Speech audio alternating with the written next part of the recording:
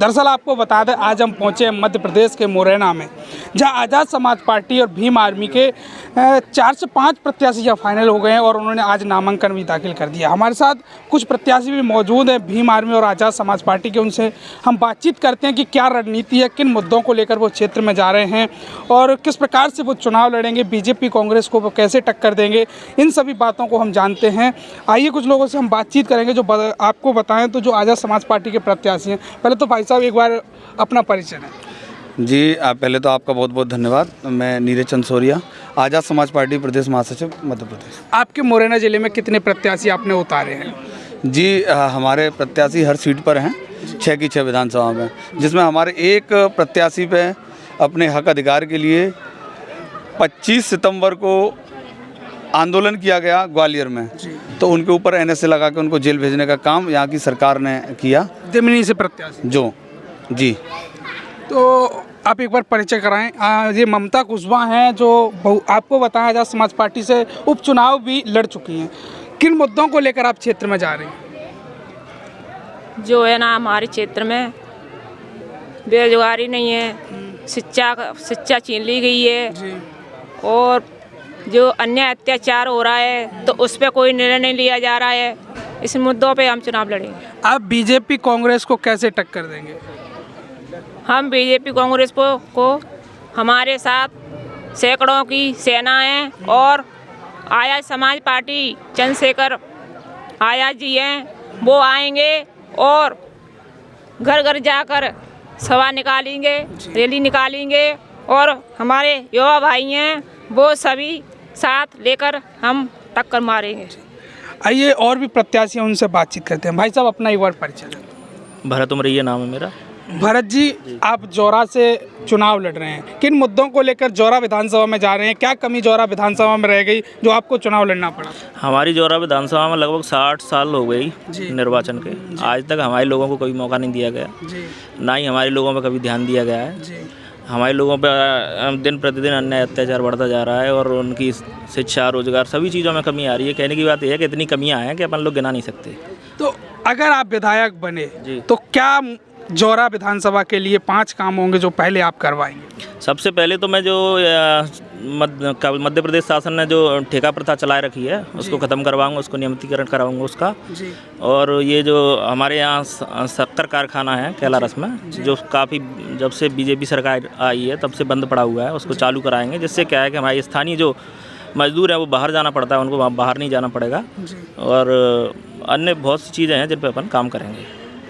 जौरा विधानसभा की बात करें तो एक जो शराब का जो धंधा है वो कहीं ना कहीं आपके विधायक कराते हैं, ऐसी सोशल मीडिया पे खबरें चलती हैं, उनके बारे में आप क्या कहना चाहेंगे? अब ये उनकी सरासर बीजेपी वालों की गुंडागर्दी कहना चाहेंगे हम तो, क्योंकि वो प्रेस मीडिया के माध्यम से भी बताते हैं कि हम ही करवा रहे हैं इस काम को और हम ही करेंगे, कौन रोकने वाला है। तो ये सब चीज़ें बीजेपी का गुंडा राज है, ये सब आप सब लोगों को पता है। बीजेपी और कांग्रेस दोनों पार्टियों से इतने बड़े बड़े पैसे वाले चुनाव लड़ रहे हैं, आप उनके सामने कैसे टिक पाओगे? उनके पास पैसा है लेकिन हमारे पास इतना, हमारा वोट बैंक है, इतना हमने काम किया है कि वो लोग, उनसे हम लोग आगे हैं हर चीज़ में। जौरा विधानसभा के लिए क्या कहना चाहोगे? जौरा विधानसभा के लिए यही कहना चाहेंगे हम लोग कि हम लोगों को आज चंद्रशेखर भैया ने जो मौका दिया है उसके लिए आप सब लोग, हमारा जौरा विधानसभा के लोग सपोर्ट करें, जिससे हम बीजेपी और कांग्रेस को क्षेत्र से उखाड़ फेंकें और अपने ज़मीनी लोगों के लिए कार्य कर सकें। और हमारे साथ मौजूद हैं शशि जी जो मुरैना से विधानसभा का चुनाव लड़ रहे हैं। पहले तो भाई साहब आपका स्वागत है। शशि कुमार पचौरी मेरा नाम है, आपका बहुत बहुत धन्यवाद।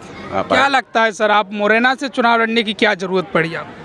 मुरैना में कई सालों से 70 साल करीबन हो गए, अभी तक ये सामान्य सीट रही है और इस पे आने वाले चुनाव में हमें कभी मौका ही नहीं दिया। ना तो भाजपा ने मौका दिया, ना कांग्रेस ने वोट दिया मौका दिया, और ना ही हमारे बीएसपी के जो पार्टी है उसने हमें कभी मौका दिया।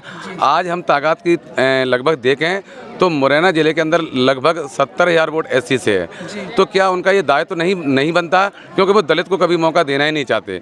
तो हम इस उम्मीद के साथ आए हैं कि हाँ, जो हमने जाटा समाज में काम किया है या हमने अपने समाज के लिए, सब लोगों के लिए काम किया है, 5 साल का रिकॉर्ड है, हम लोग जमीनी स्तर पर काम करते रहे हैं, इस बेस पर हम मुरैना विधानसभा में चुनाव लड़ने जा रहे हैं। क्या मुरैना विधानसभा के लिए करवाओगे अगर आपको मौका जनता देती है तो? मुरैना जिले में सबसे पहले तो आज की हम कंडीशन देखें तो शिक्षा का बहुत बड़ा अभाव है और सबसे बड़ा मुद्दा हमारे यहाँ शिक्षा का है।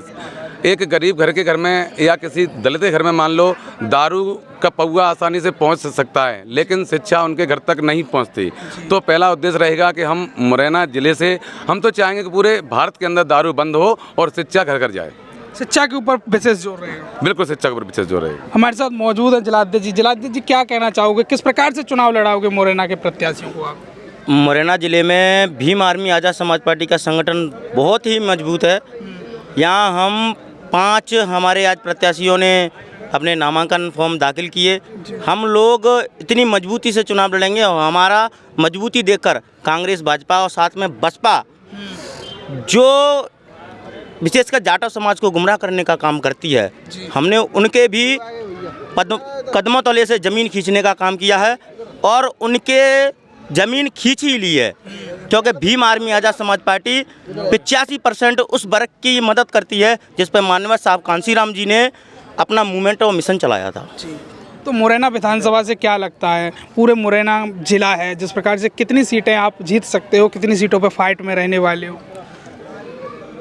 हमारे मुरैना ज़िले में हम 5 सीटों पर चुनाव लड़ रहे हैं, तो जिसमें हमारे सुमावली विधानसभा, जहाँ पर देखा जाए तो दबंग मंत्री है जी, लेकिन दबंग भी है साथ में। उस मंत्री से हमारी बहन ममता कुशवाहा जी टक्कर देंगी। उसका भी कारण है, वो टक्कर क्यों देंगी, क्योंकि वो मंत्री दबंगई के माध्यम से अपने एक बाहुल समाज की माध्यम से लोगों पर दबंगई करता है और उसकी भीम आर्मी आज़ाद समाज पार्टी समाज पर कार्रवाई करती है और अपने हिसाब से उनको मदद भी करती है। साथ में ही कुशवाहा समाज के जो प्रत्याशी थे, कांग्रेस जो प्रत्याशी को टिकट नहीं मिला बसपा में और बसपा से फिर कांग्रेस में आने का कार्य किया, जिससे समाज देख चुकी है कि ये लोग सिर्फ और सिर्फ सत्ता के भूखे हैं, इनको सत्ता ही चाहिए और इन्हें समाज से किसी भी व्यक्ति विशेष से कोई मतलब नहीं। नीरज भाई क्या लगता है आप? भाई साहब एक बार अपना नाम बताएं। श्यामवीर यादव। अब सबलगढ़ से आज़ाद समाज पार्टी से चुनाव लड़ रहे हैं, किन मुद्दों को लेकर सबलगढ़ में आप चुनाव लड़ रहे हैं? मेरा सबसे पहला मुद्दा तो सबलगढ़ को जिला बनाने का है। अच्छा। जो 18 साल की जो भाजपा सरकार, जो निकम्मी सरकार जो नहीं कर पाई, वो काम हमारी आज़ाद समाज पार्टी के जो प्रत्याशी हैं श्यामवीर यादव, अगर जीत के आते हैं तो वो काम हम करेंगे।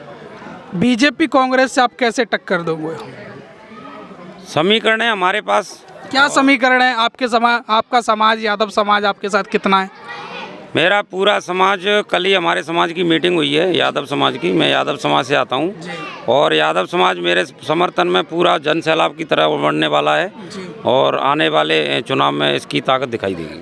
आप आज़ाद समाज पार्टी से चुनाव लड़ोगे या फिर पार्टी को मजबूत भी करोगे अपने समाज में?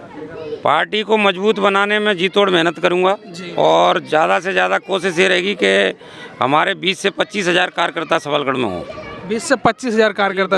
अगर आप विधायक बने तो क्या कुछ करवाओगे सबलगढ़ के लिए? जनता के लिए एक तो मैंने आपको बता दिया, जिला बनाने का मेरा पूर्णतः निर्णय है और अगर ऐसा नहीं होगा तो बिल्कुल ये मान लो कि मैं पूरा कुर्ते फाड़ के धरना दूंगा। अच्छा। और बताइए। जी बिल्कुल धरना दोगे? हाँ। रोजगार, शिक्षा पे कोई काम? रोजगार के लिए फैक्ट्रियों का कुछ करवाएंगे प्रबंध सरकार से। हाँ, जिस तरह से होगा कार्यक्रम करवाएंगे लोगों के लिए, रोजगार के लिए। हाँ जी। और ये भाई साहब क्या नाम है? सोमेश आजाद सखवार। सखवार जी, आप अम्बा विधानसभा से चुनाव लड़ रहे हो, आप युवा को टिकट मिला है, इसके लिए आपकी बहुत बहुत बधाई, आपको शुभकामनाएं। क्या लगता है आपको कि अम्बा विधानसभा से आप जीत पाओगे? बिल्कुल जीत हासिल करेंगे। कैसे, क्या समीकरण है आपका? देखो, समीकरण तो ये है कि हम 5 साल से और जब से भीम आर्मी संगठन बना है तब से लोगों की मदद कर रहा है जी। और दूसरी बात, आप खुद जाके देखिए, ना तो बच्चियां 12वीं तक पढ़ पा रही हैं, 8वीं तक ही रह जाती हैं, धन्ना सीटों की बच्चियां पढ़ पा रही हैं, बच्चे पढ़ पा रहे हैं। ठीक है। और शिक्षा, स्वास्थ्य और रोजगार, जिसमें इतनी बुरी कंडीशन है अम्बा विधानसभा के अंदर कि जिसका कोई नाम ही नहीं है। ठीक है नहीं? तो इस चीज़ को देखते हुए जनता भी अब बहुत मतलब मन भर गया उसका, कि वो भी चाह रही है कि वही तीसरा मोर्चा आए, वो तीसरा मोर्चा हमें।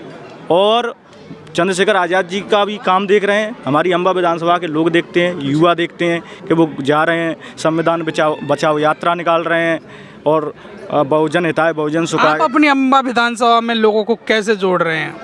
अम्बा विधानसभा में मेरे को जोड़ने की ज़रूरत नहीं पड़ रही है, क्योंकि मैं तो संघर्ष कर रहा हूँ। और लोगों की आवाज़ उठा रहा हूँ, लोग अपने आप ही जुड़ रहे हैं। साहब कांसी राम का कारवा तक चलते जाओ, लोगों की मदद करते जाओ और लोग जुड़ते जाएंगे, क्योंकि जोड़ने के लिए तो वो कोशिश करते हैं, उनको डर रहता है, सत्ता में रहते हैं फिर भी वो मदद नहीं करते हैं। अब चुनाव के टाइम पे आ जाते हैं, आते हैं कि नहीं, तो उनको डर है कि कहीं पैसे या किसी के माध्यम से हम इनको खरीद लें।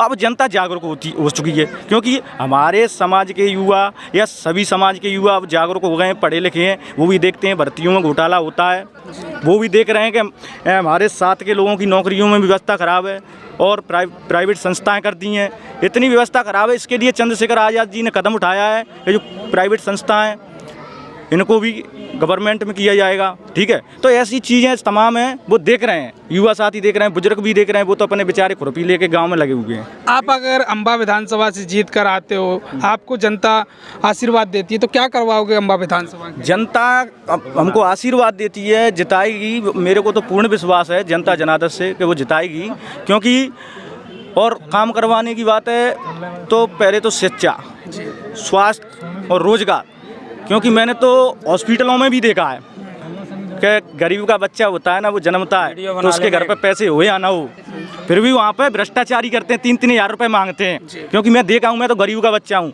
पता नहीं मेरे को कि धन्ना सेठों के लोगों की डिलीवरियाँ कहाँ होती होंगी। मेरे गांव में भी डिलीवरी होती है तो कहीं रेफर कर देते हैं, दमंगा इतनी करते हैं, ठीक है। तो ये कंडीशन ऐसी है, ना तो हमारे यहाँ पर जो अल्ट्रासाउंड की मशीनें होती हैं वो अम्बा के अंदर नहीं है, तो अम्बा का विकास नहीं हो पाया अभी तक। अरे बुरी तरह कंडीशन, वहाँ से भग के आते हैं, कोई भी समस्या हो जाए डिलीवरी वालों की, महिलाओं की, इतनी महिलाओं के लिए तो बिल्कुल व्यवस्थाएं खराब हैं, ये पूरी करेंगे। अब हमारे साथ नीरज भाई मौजूद हैं। नीरज भाई, क्या लगता है, आप पूरे प्रदेश को देख रहे हैं, प्रदेश में आज़ाद समाज पार्टी की क्या स्थिति रहने वाली है? देखो, मध्य प्रदेश के अंदर आज़ाद समाज पार्टी और भीम आर्मी ने इतना काम किया है कि आप देख सकते हैं कि 12 फरवरी को एक बड़ा जन सैलाब जो है ना, वो आज़ाद समाज पार्टी के बैनर तले Bahujan Samaj, SC ST OBC और माइनॉरिटी के लोग इकट्ठे हुए। तो हमारा तो जो हमने तो संकल्प लिया है, और अभी हमारे आज़ाद साहब ने बहुत 28 तारीख को एक संकल्प पत्र भी जारी किया।